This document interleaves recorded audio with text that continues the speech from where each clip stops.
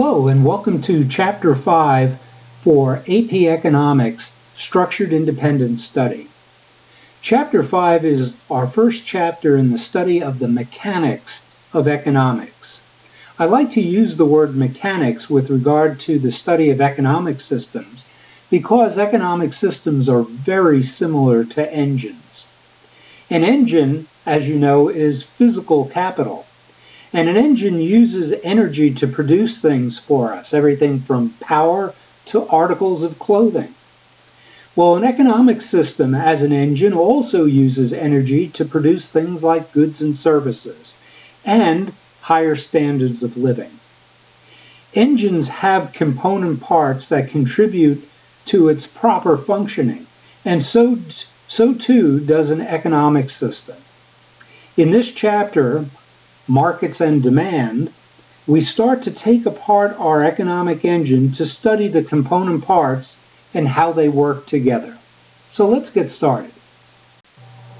In this chapter, we're going to look at the fundamental concepts behind two components of our economic system or economic engine.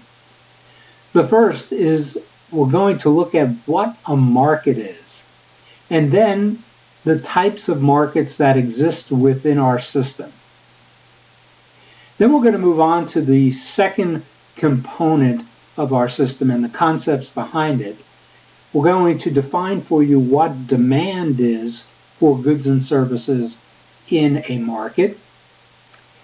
We're going to introduce you to the concept of the law of demand. We're going to illustrate for you how demand can be measured and illustrated through the use of a demand curve.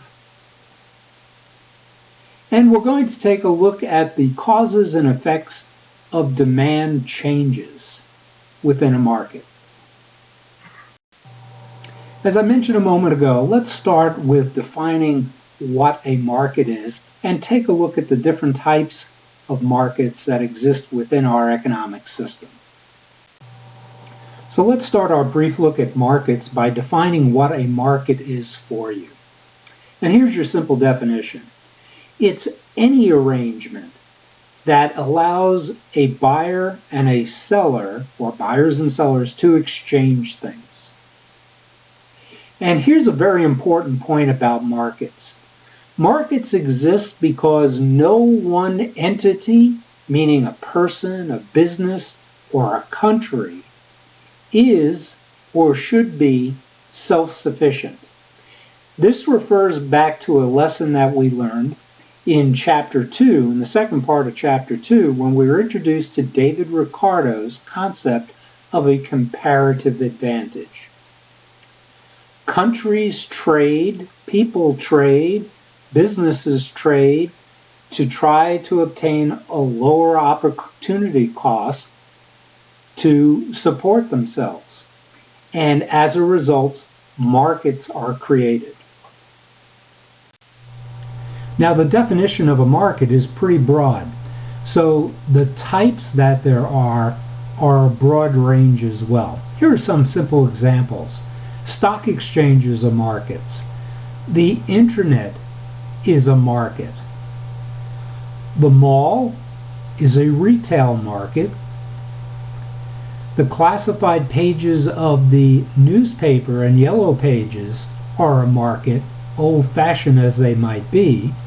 If some of you are not familiar with the word classified as it relates to these two items, here's some background for you. A way of grouping based upon shared characteristics to assort or categorize. The classified advertising section of the newspaper had a section for selling used cars. Categorizing. Some other examples. Product and service specific markets such as produce, meaning fruits, vegetables and the like, automobiles, jeans. We consider those separate markets. And we even have geographic markets. Yuma could be considered a market for quite a number of things. The bottom line is that markets exist in all shapes and sizes, trading all types of goods and services. We're going to take a pause in our look at markets at the moment, and we'll come back to markets in Chapter 8, at which time we'll look at the characteristics of markets and ways to go about categorizing them. And now we'll move on to the second major component of our economic system that we're looking at in this chapter, and that is the component of demand and the concepts behind it. We like to measure activities in markets, and we do that in a number of different ways. One way we do it is measuring demand. So let me give you the definition of demand, and I think it will start to become clear to you what this measurement looks like. Demand is the potential consumption of a good or service when people are willing and able to buy it at a specified price. Now, a couple things I want to point out about this definition, actually break it into three component parts that are important. With demand, the concept behind it, we're looking at potential consumption. Okay, that's the first thing to understand. Second, for both goods and services, when people are willing and able to buy something, okay, they have to be willing and able, and it has to be at a specified price. Now, I also have a note here that perceived value is subjective, and the potential for somebody to buy something, a good or a service, is based upon perceived value. And what people assign to a good or a service in terms of their the value, it is subjective. The old phrase, in the eye of the beholder, if you will. There is a supplemental video on the class website that I highly recommend that students make themselves available to watch on value being subjective. It gives a real great explanation of how that applies in this case. So again, I highly recommend that students take that in. Demand for good or service in a market can change for any number of reasons. Some people would even say thousands of reasons or thousands of things can cause demand, potential buying or consumption to change for a good or service. Yes, there are many things that can change demand for a good or service in a market, but don't panic. We're going to make it easy for you to understand this. And we're going to do that through two ways. The first is that we're going to categorize the things that have an effect on demand. And in fact, we're not only going to categorize them, but we're going to focus on just the most common things that will have an effect on demand for products and services in a market.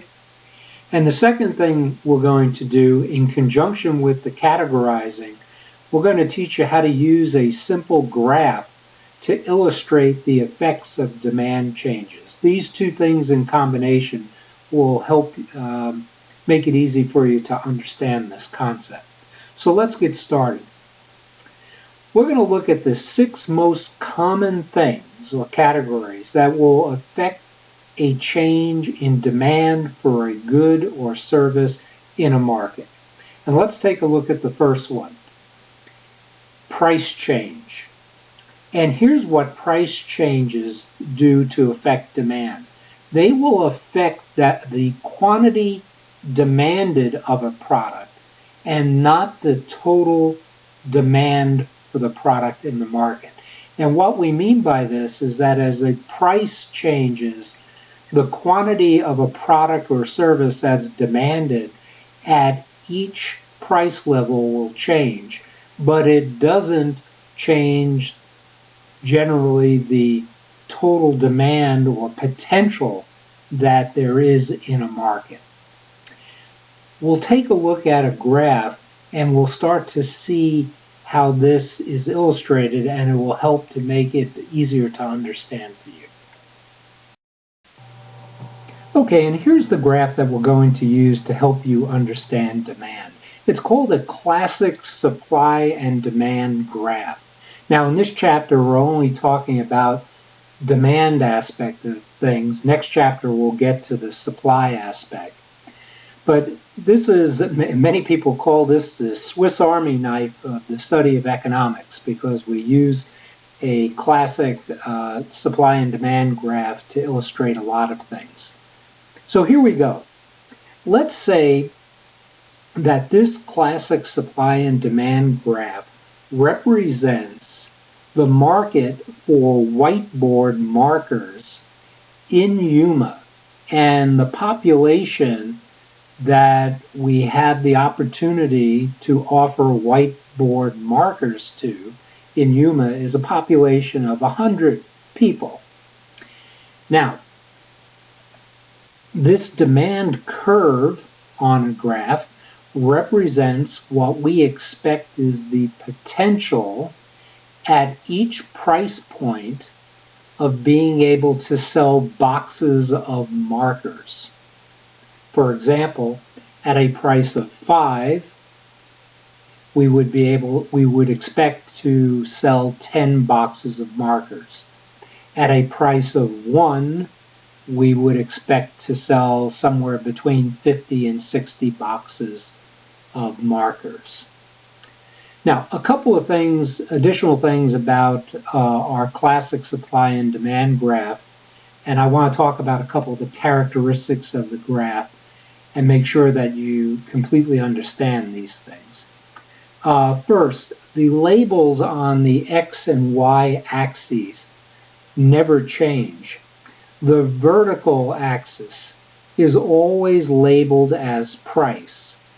Now, as much as somebody may want to change this, in the study of economics, we never change our labels. The vertical will always be labeled price.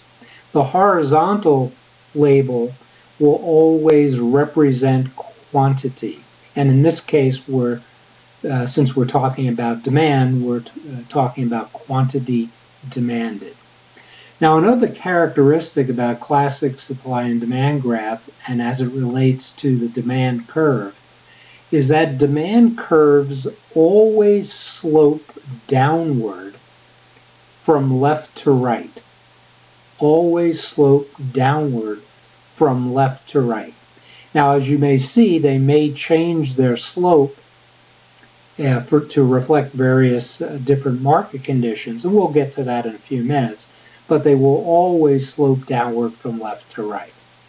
Now, one more point with regard to our classic graph is that when we illustrate our potential for demand in a market, our demand curve represents all the demand for markers within a market, meaning what we expect based upon that population, in this case of 100.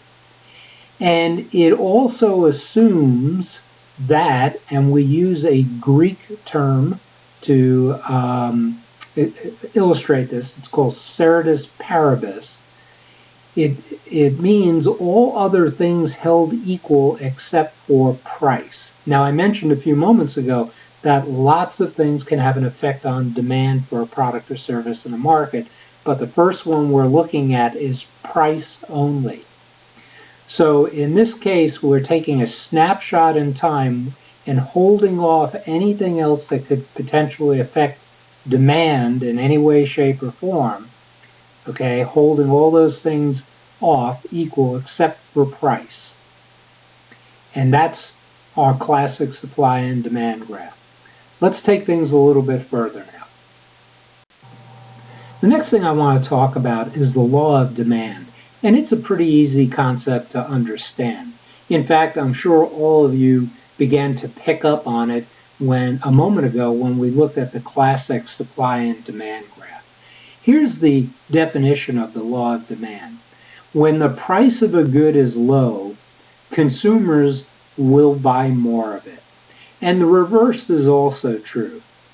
Demand curves illustrate this. They reflect the law, and they help us with predictability about consumption in markets. If you're not familiar with the word predictability, it means to foretell or forecast, state or make known in advance. Used in another sentence, based on prior experience and statistics, he predicted that the team would win.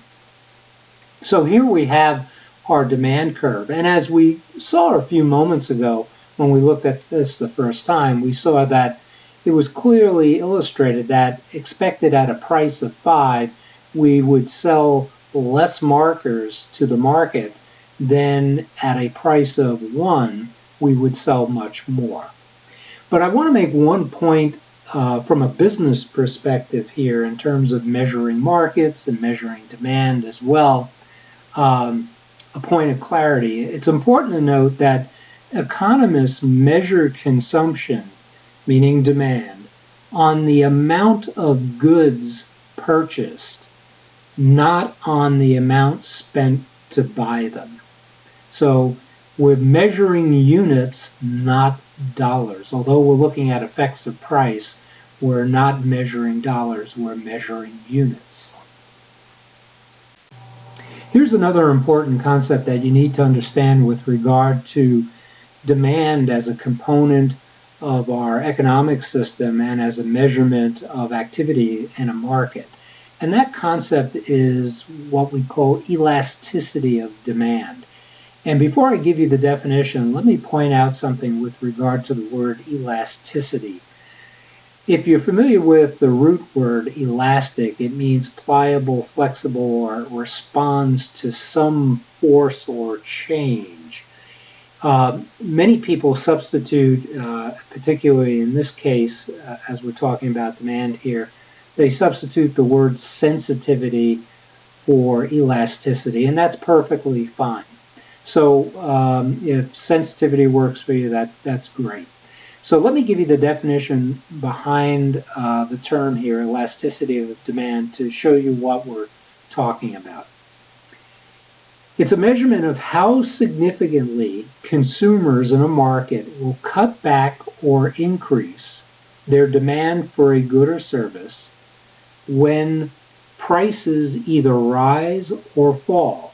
In other words, how sensitive is a good or service to a price change, either an increase in price or a falling in price. In other words, when we say how sensitive is the product or service, meaning the demand for it. Now, there's a key principle associated with the elasticity of demand, is that the elasticity or sensitivity of demand for a good or service varies at every price level. A price change, for example, in the chart we were looking at before, a price change of some sort at the $4 level, either up or down, maybe have a more significant effect on demand than a price change at a $2 level. The sensitivity or elasticity of demand for a product or service within a market can actually be calculated. Some businesses find this to be a very useful tool to help them in some pricing strategies and also at times inventory management. Here's the formula. It's a very simple one to follow to figure out the elasticity of demand for a product or service. We simply take the percent change in quantity demanded of the product or service and divide it by the percent change in price. In a few moments, I'm going to show you a couple of examples about how to figure out elasticity of demand for a couple of products and services. But before I do, I'd like to talk about another way that we use the concept of elasticity. And that way is that we classify demand for goods and services, or in that matter, we actually classify goods and services as to how sensitive they are to price changes. And there are three categories or classifications that we use in this process. Here's the first one. If a product is called elastic, What we mean by that is that demand for the good or service is very sensitive to price changes. And then when you plug in the numbers to figure out the elasticity, if the equation comes out to be greater than 1, you can put the label of that product or service as being elastic or very sensitive to a price change. What you will also find is that the demand curve, in this case with an elastic product or service, will have a fairly shallow curve to it. The second type of classification that we apply to products and services is called unitary elastic. And this is a situation where the demand for a good or service is proportionally equal to the change in price. In this case, if you plug in the figures and the number comes out as your solution to be very close to 1 or actually the number 1, you can label that product as unitary elastic. If you're not familiar with the word proportionally, it means forming a relationship with other parts or quantities, relating to math, having a constant ratio, and that's really what we're talking about here. Used in another sentence, the improvement in business conditions had a proportional effect in the unemployment rate. The third type of classification that you could label a product or service with would be that of being inelastic. And when we say a product or service is inelastic, we're saying that the demand for that good or service is generally not sensitive to price changes. And when you do your math, you'll find that these products will come out to have a solution to the elasticity math formula to be less than 1. And you will also find that their demand curve will have a very, very steep slope to it. Before I move on to one other concept and then to our examples for calculating demand elasticity, let's review what I just talked about in terms of the classification of products and services by their sensitivity to price and also what their demand curves might look like. And we'll do that through some examples of food for thought here. So here's our first situation. What would a demand curve look like for an inelastic good? Now remember, a moment ago I mentioned that the classification of inelastic means not very sensitive to price changes. And the classic example of an inelastic good in the study of economics is gasoline. Gasoline is so critical to our society and our day-to-day functioning, yes, in a modern society, that we will almost pay virtually any price for our gasoline. Now, notice a couple of things about the curve here. As I mentioned, inelastic products have very steep curves, and as you can see, the difference between the amount of gasoline that's demanded between price level 1 and price level 3, there's not much difference. However, you will notice that at price level 3, demand does fall off just ever so slightly. And here's the reason for that. You have a general set amount of income that's available to you to buy goods and services for your survival.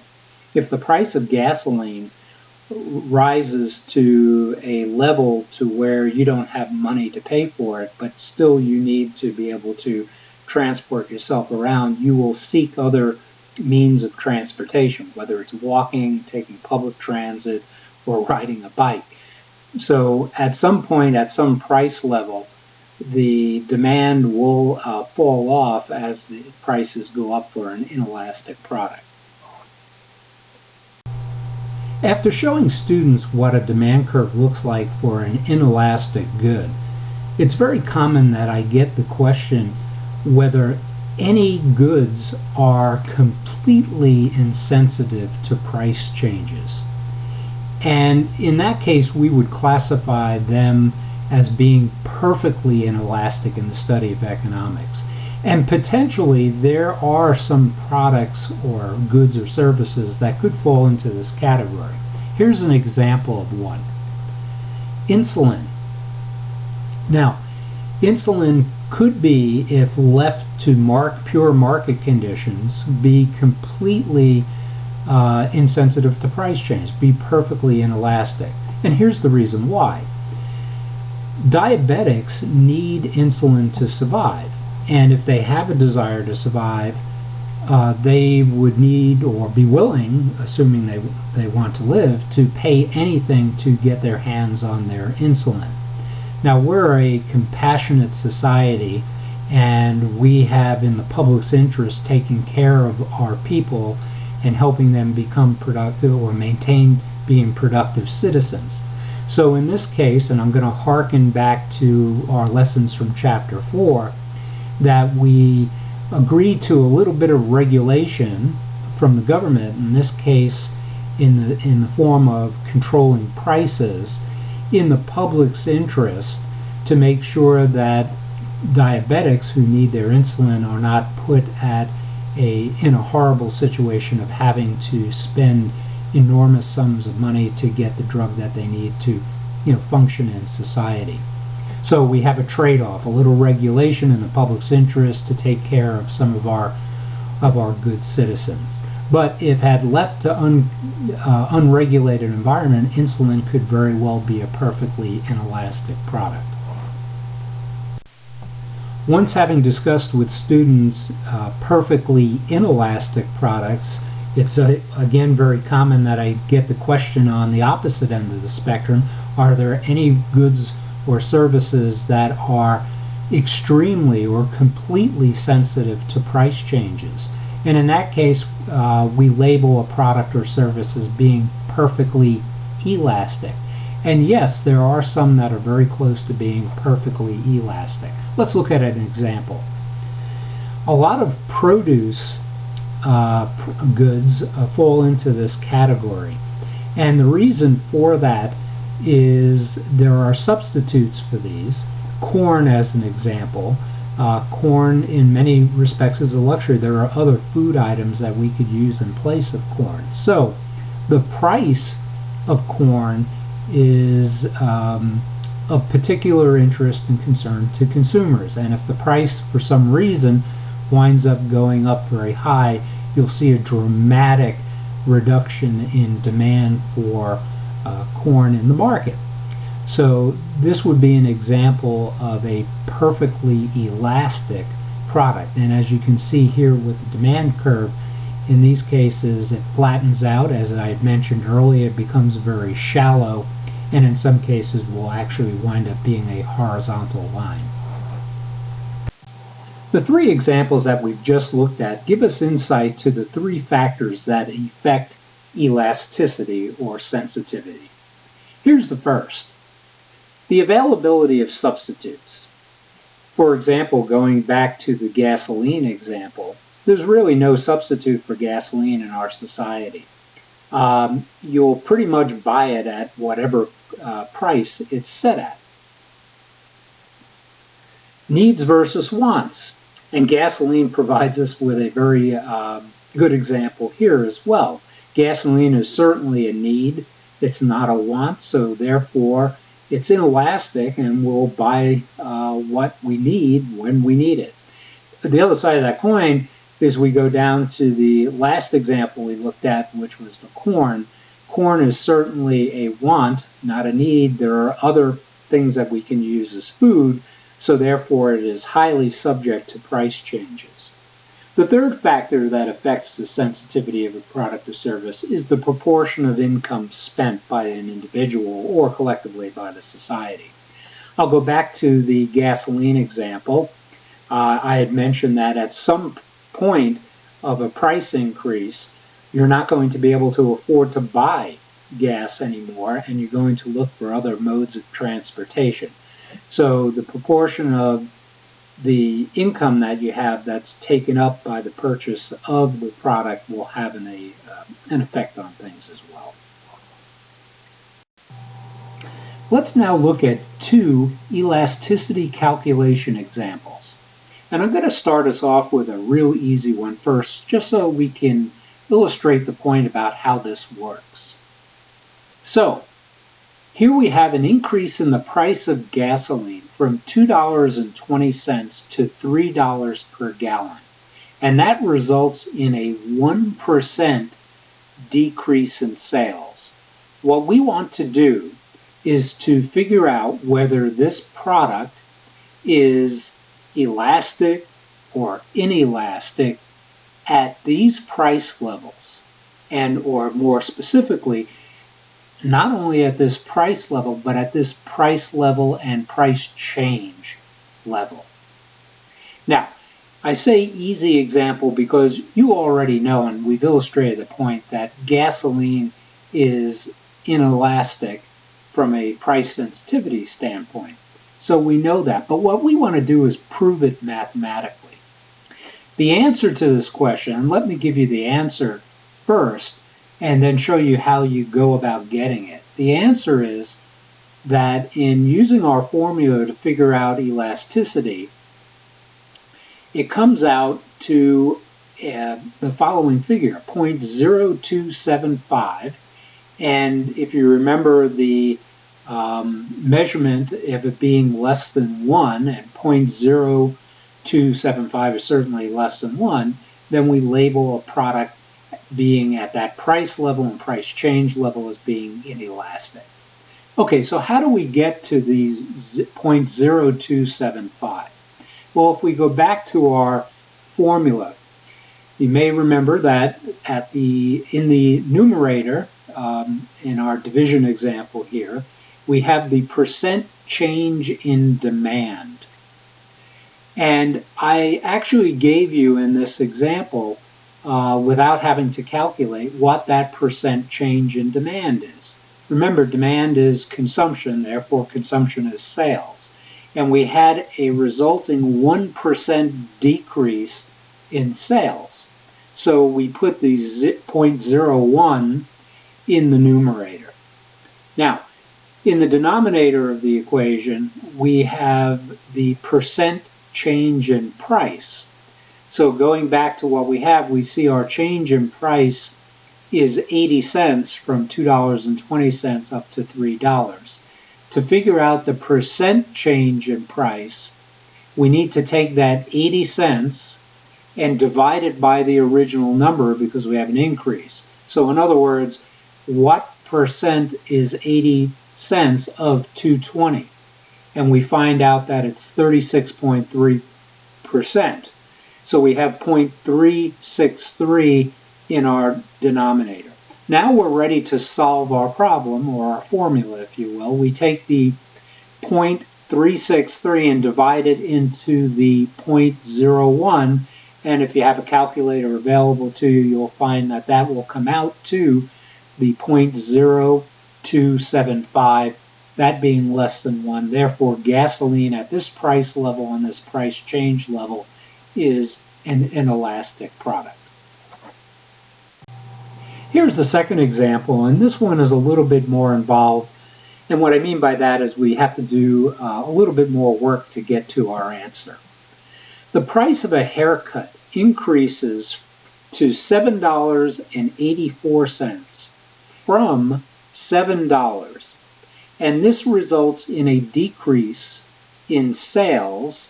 Remember, sales is consumption, from 40 to 27 haircuts per day. So what we want to do is to find out whether haircuts at this price level and price change are either elastic or inelastic, and prove it mathematically. Let me give you once again, the answer to our question, and then show you how to get to the answer. In this case, the answer is 2.70, and because our answer is greater than 1, we therefore can classify this product at this price level and price change as being sensitive or elastic to the price change. Now, how do we go about getting to the 2.70? Well, we go back to our formula. And where I said a moment ago that this is a little bit more involved, I didn't give you one of the figures that you can plug into the formula in this case. In this case, we have to do our calculations both in the numerator and the denominator of our fraction. So let's start at the top and consider the demand aspects of things. Remember, at the top, we're looking for the percent change in demand. So the demand, meaning the sales or consumption, the change here was from 40 to 27. We had a decrease of 13. But that isn't good enough for us. We need to find out what percentage decrease in demand this is. So we need to take the 13 and divide it by the original number to figure out what the percentage of the original number, the percentage change was. And in this case, in dividing 40 into 13, we see that our solution is 0.325. Now let's go figure out the percent change in pricing, which is the denominator in your equation. We had a price change from $7 up to $7.84. This is an 84-cent change in the price of a haircut. But again, we want to figure out the percent change in price. So we need to take the 84 cents and divide it by the original figure, which is the $7, and we see that it's a 12% change, a 0.12. Now we're ready to solve for our elasticity question. We divide 0.12 into the 0.325, and if you have a calculator available, you'll see that it'll come out to 2.70. And again, that's greater than 1, so this product at this, excuse me, I shouldn't say product, this service at this price level and price change would be labeled or classified as elastic. I'd recommend to students that they go to the class website and view 2 supplemental videos that exist there, done by my friend Dr. Holden, who's great at explaining things. He has 2 videos there, part 1 and part 2, on the price elasticity of demand. It'll help put some additional depth behind the discussions we've had here over elasticity and demand. Up to this point, we have been looking at the first of 6 factors that could change demand in a market for a product or service. And that first factor has been price. And we know that when there's a price change, the way it has an impact on demand is that it affects quantity demanded, not total demand in a market. And that's clearly illustrated here in the example of our classic supply and demand graph. As you can see with our demand curve, that when we have a price change, we're affecting the actual quantity that's projected to be consumed. The example here being, if we switch from a price of 5 to 4, we'll see that there will be an increase in the actual total number of whatever the product is that winds up getting consumed. Now we're going to switch gears and we're going to take a look at the other 5 factors that will have an effect on demand. But what they will have an effect on is total demand in a market. And we're going to go back here to our classic supply and demand graph to start to help us illustrate these other 5 factors. Now you may recall that we used this with the example of a market for markers in Yuma that was based upon Yuma having a population of 100 people. So let's make sure we understand what we're looking at in our graph, is that with a population of 100, we were expecting that at a price point of 5, we would sell 10 markers, and at a price point of 1, we would sell somewhere between 50 and 60 markers. So what would happen when things are not held equal and some other factor affects the market? For an example, let's say the population of Yuma changed from 100 to 200. And I've used a simple illustration here of doubling the population. What kind of an effect would that potentially have? Well, what we have with this is a situation where we now have more opportunity. So stop and think about this for a second. If based upon a population of 100 at a price point of 5, we expected to be able to sell 10 boxes of markers, would it not be rational or logical, generally, to assume that if we had double the opportunity, even at the same price point of 5, that we could double the quantity demanded? Okay? Here we have a change in total demand from 100 to 200 in the population. And this is what we call an increase in total demand. And when we have a situation like this example, we need to change the graph and change specifically the demand curve on the graph to reflect this. It would look something like this. And if we go to the price point of 5, I think we've clearly illustrated that. The first price point at 5, where we were going to sell the 10 boxes, represented the population of 100. But it would be rational and logical to assume that if we have double the population, at the same price point, we could expect to double the quantity. Now, as you saw with the illustration I just gave you, an increase in total demand in a market shifts the curve on our graph to the right. We had a doubling of the population, therefore an increase in the total potential demand for the product or service, and we reflected that with a move or a shift of the curve to the right.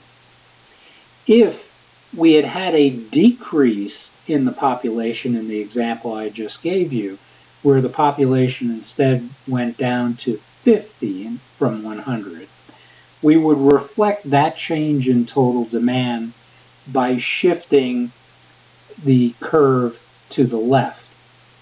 Now, there are other things that will shift the curves on our graph. We'll get into those here in a moment, but I want to spend a second or two reviewing what we've just covered here to make sure that you have a thorough understanding of the concepts involved.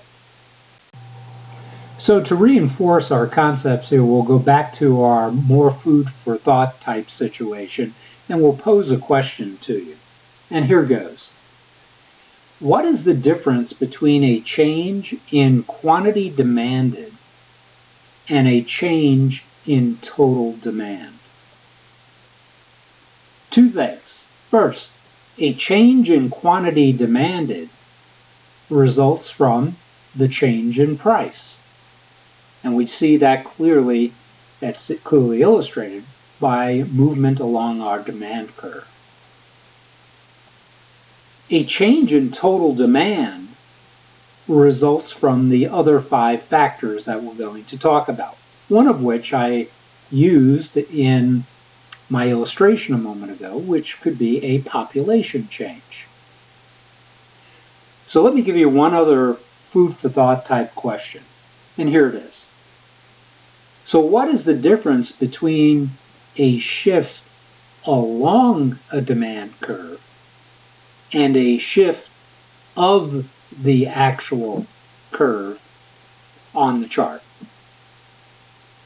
The answer to that is, boy, that's the same question restated using different words, and that's correct. A shift along the demand curve reflects price changes. A shift of the curve reflects the impact of the 5 other factors which we're going to talk about now. So here's the first of the other 5 factors that will affect a change in the demand for a product or service in a market. In the study of economics, we call it the substitution effect. And the substitution effect states that when a price of a good or service increases, consumers are more likely to buy an alternative as a substitute if an alternative is available. This is particularly true for products that are elastic. And please note here that in shifting our curves, it shifts the curve of the substitute product, not the original product, but the substitute product. And this law can also be applied when a drop in price occurs. So let's take a look at an example. In our example earlier of using an elastic product, we used corn. Let's do something a little bit different here and use orange juice. Let's say in this example, for the substitution effect, we have the price of orange juice increases. Now, why would the price increase? We'll talk more about that in chapters 6 and 7, but let's just assume for the moment the price does increase. There are lots of other substitutes for orange juice. Let me suggest one as an example. Could be apple juice.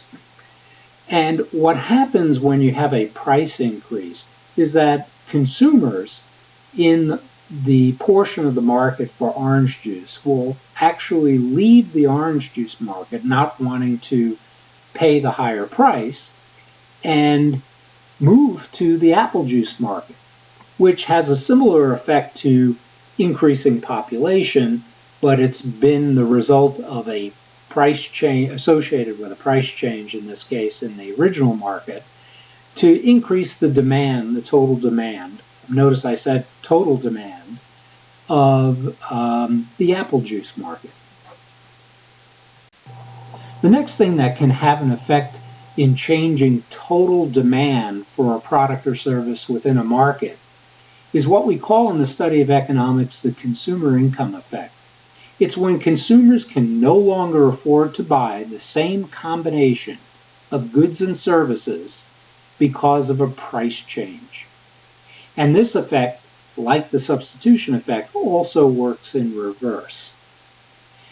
To have a deeper understanding of the consumer income effect, we need to give you some definitions with regard to yet some other ways that we classify products and services or goods and services within markets. So let's do that now. There's a thing that we call a normal good, and these are goods that consumers will demand more of when their incomes increase. Another category of type of product or service is called inferior goods, and these are goods that demand will fall for when there is an increase in consumers' income.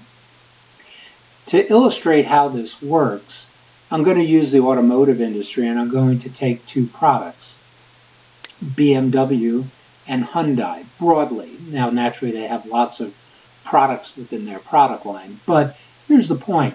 Each one of these brands are known for a certain profile, if you will. BMW, high performance, relatively expensive cars. Hyundai, lower performance, generally cars, budget oriented but very efficient, targeted at a broader market of people that need transportation. When incomes increase, we can expect to see an affected change in total demand market for BMWs to increase, which would shift the demand curve for BMWs to the right. At the same time, with consumers' incomes increasing, they will opt for the BMW at the sacrifice of the Hyundai product line, and therefore we should expect to see a decrease in the number of Hyundai products sold, or a shift in demand of the Hyundai demand curve to the left. Our next point to consider is consumer expectations. And changes in consumer expectations can have dramatic effects in changing total demand within markets. Now let me use an example, a simple example.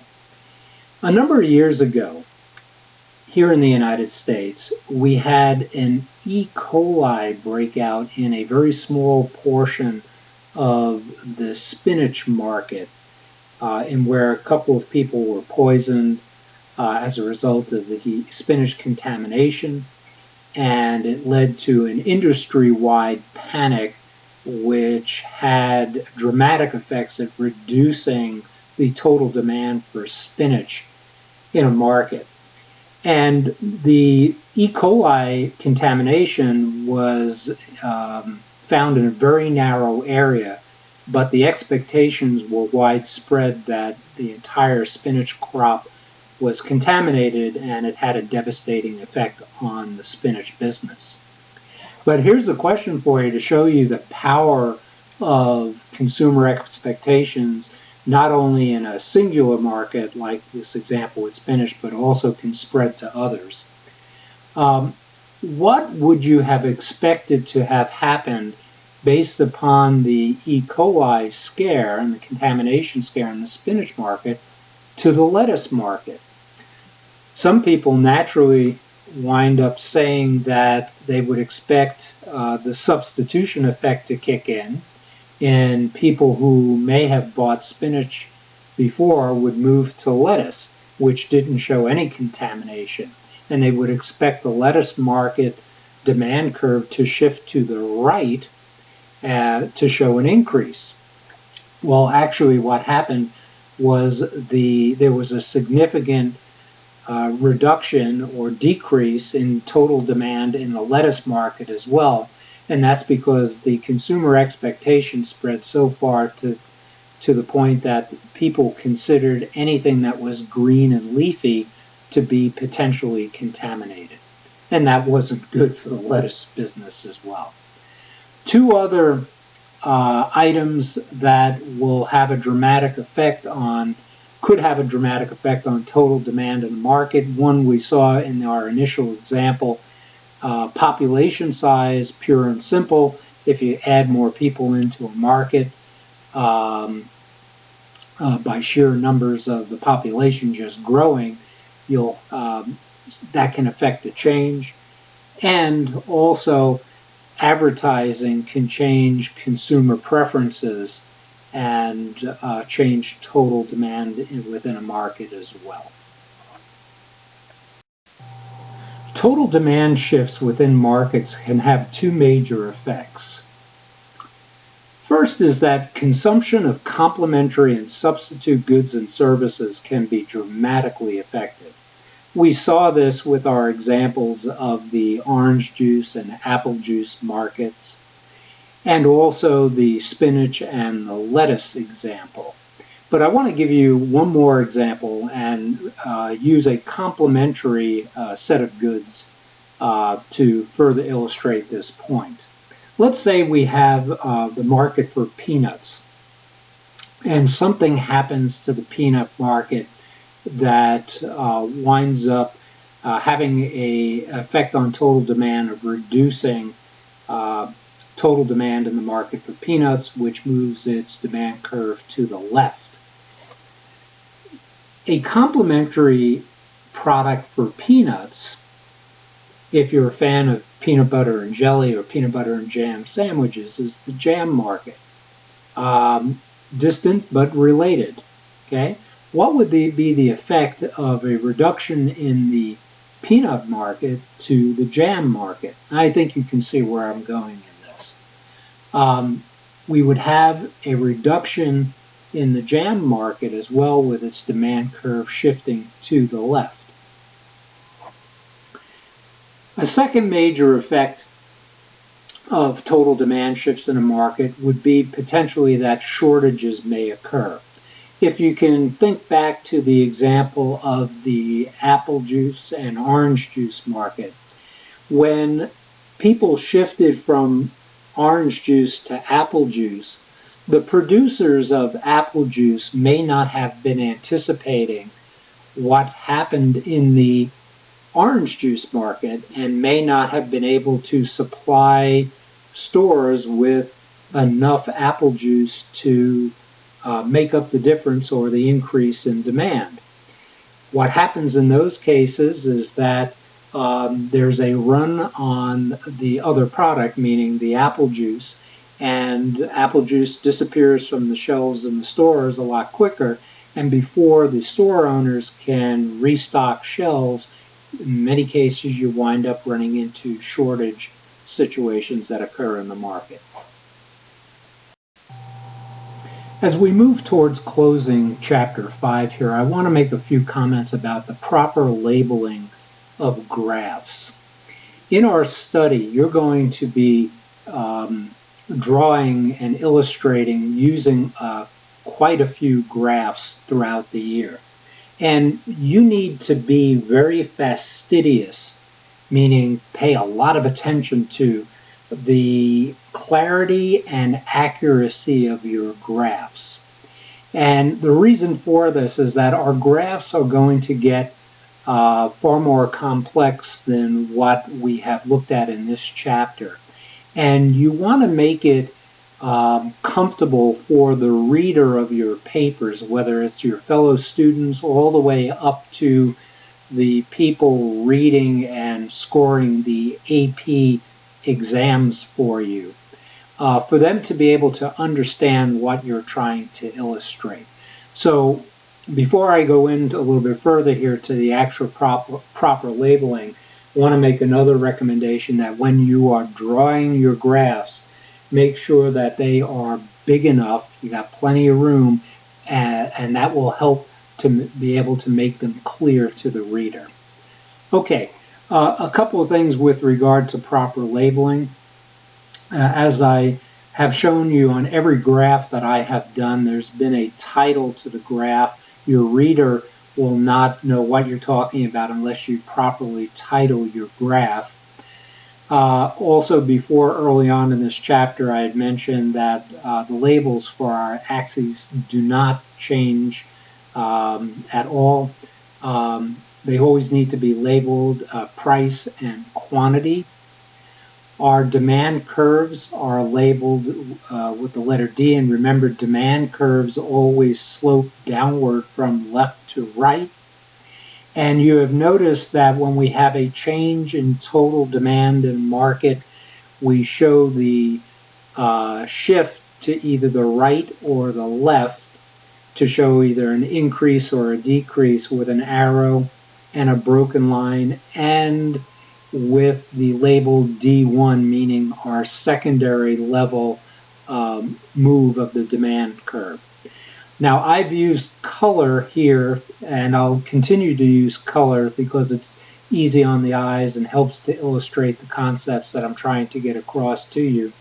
When you're writing your papers and also on the AP exam, you're not going to have the luxury of being able to color code your curves, which brings even more importance as to why you need to make sure your graphs are large enough so that they can be clear enough, and also that they are properly labeled so that people know what you're trying to illustrate. One other point here too, notice in each case through this chapter I have used the words either a shift to the right for my curve or a shift to the left, meaning an increase or a decrease, and I have not used the words up or down. And as we go into the next two chapters, that will become abundantly clear as to why you should never use the words up and down to describe shifts of curves. I'll just leave it at that for the moment. All right, let's wrap up this chapter with two examples of some questions that you might be asked with regard to market condition changes and how we would illustrate that from a demand standpoint. Okay, here we have our classic supply and demand graph with our demand curve. Your market is cereal. We all like cereal. And here's the event that occurs in the market. The price of milk doubles. What will happen to the market for cereal? Well, milk is a product complement or a complementary product.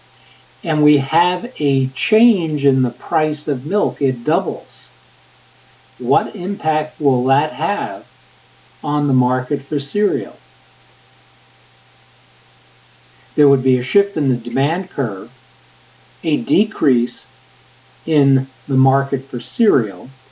As a result of milk prices going up, people will not be able to afford to buy milk in the same volume and therefore turn away from buying cereal because it's a complementary product. Let's try another. Again, we have our classic supply and demand graph, and in this case our market is bus tickets. The event that occurs is the price of airline tickets doubles. What happens to the market for bus tickets? Again, in this case we have a price increase, but it's in an increase in a related product substitute, not a complementary product. And we know what happens in that case. The market shifts for the substitute product. In this case, bus tickets. We should expect to see an increase in demand for bus tickets. And we shift our curve to the right. That wraps it up for Chapter 5. In Chapter 6, which is all about supply, we shift our focus here and take our classic supply and demand curve a little bit further, and I'll look forward to seeing you in Chapter 6.